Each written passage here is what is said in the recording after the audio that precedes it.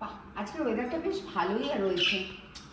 বিকেলবেলায় কি খাওয়া যেত? ও তার মধ্যে আবার তোমরাও চলে এসছো। নমস্কার, বর্তমান খড়কনের একটা ব্লগ থেকে তোমাদের সবাইকে স্বাগত। বাইরে বৃষ্টি পড়ছে, কিন্তু আজকে ভাজা ভুজি সেরকম কিছু খাবো, একটু মিষ্টি মিষ্টি খাওয়ার ইচ্ছা আছে। তো দেখি কি বানানো যায়। চলে এসো। যেহেতু বললাম যে আজকে একটু মিষ্টি খাওয়ার ইচ্ছে হচ্ছে, আজকে মিষ্টি বানাবো। তো দেখো তো এই মিষ্টিটা তোমরা চেনো বা কার কার প্রিয় সেটাও জানিও। তো আজকের মিষ্টিটার নাম হলো পেস্তা গোলাপি মালপোয়া। তো চলো উপকরণের সাথে পরিচয় করিয়ে দিই। এখানে লাগছে 1 বাটি ময়দা, হাফ বাটি সুজি, দুধ লাগছে, চিনি, আর যেহেতু এটা তো লাগবে গোলাপের পাপড়ি এটা, আর লাগছে এখানে মৌরি, আর এখানে লাগছে পেস্তা, আর ছোট যে বাদাম হয় সে বাদামটা আমি কুচি করে একটু রেখে দিয়েছি এখানে। আর জল অতি অবশ্যই লাগবে, যেহেতু শিরাটা বানাতে হবে। তো চলো রান্নাটা শুরু করা যাক, সরি মানে মিষ্টিটা শুরু করা যাক। প্রথমে আমি শিরাটা বানাবো। তো দেখো কীভাবে শুরু করছি।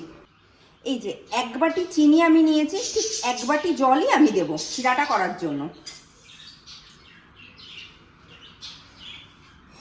যেহেতু 1 বাটি চিনি দিয়েছি, আমি 1 বাটি জলই এখানে দেবো শিরাটা করার জন্য।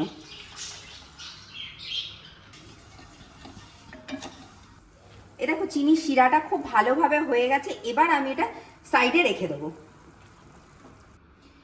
ওদিকে তো দেখলে চিনির শিরাটা রেডি হয়ে গেছে, আর আমি এদিকে সাদা তেল বসিয়ে দিয়েছি গরম করতে।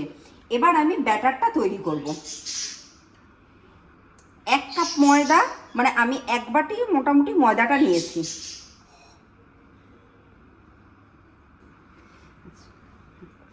এক বাটি ময়দা নিলে হাফ বাটির মতো সুজি নেবে। আর এই দুটোকে খুব ভালোভাবে একটু মিশিয়ে নিতে হবে। একটু মৌরি দিতে হবে, একটু পেস্তা আর বাদাম কুচিটা অল্প দিতে হবে এর মধ্যে।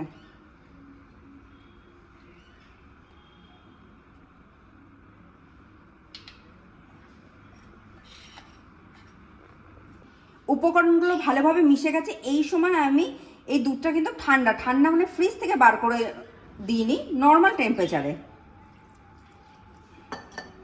অল্প অল্প করে দুধটা মেশাবো, দেখবো কতটা লাগছে সেইভাবে।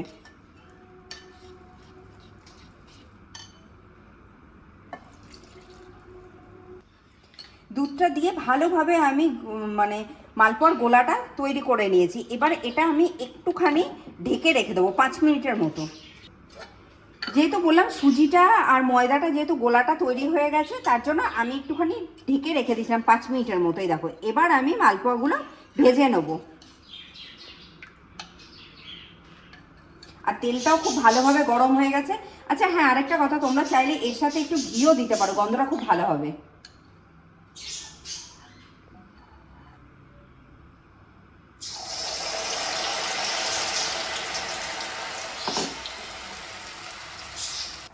মালপোয়াগুলো মোটামুটি খুব ভালোভাবে ভাজা হয়ে গেছে।